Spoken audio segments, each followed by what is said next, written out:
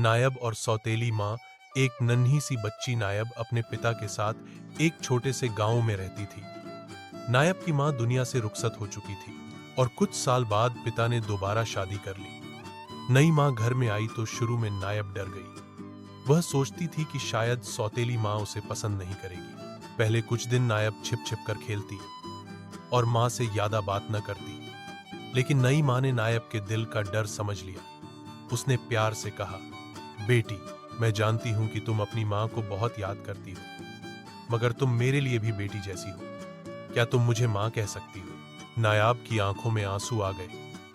उसने धीरे से कहा, अगर आप मुझे वाकई अपनी बेटी समझती हैं तो मैं जरूर कहूंगी। वक्त गुजरता गया और नई माँ ने नायाब का खास ख्याल रखा। वह उसे कहानियां सुनाती, उसके साथ खाना पकाती और स्कूल का काम करने में मदद करती। नायाब ने भी दिल खोलकर माँ को अपना लिया। एक दिन गांव के मेले में जब सब बच्चे अपनी माताओं के साथ खेल रहे थे, नायब ने गर्व से अपनी माँ का हाथ पकड़कर कहा, यह मेरी माँ है, सबसे अच्छी माँ।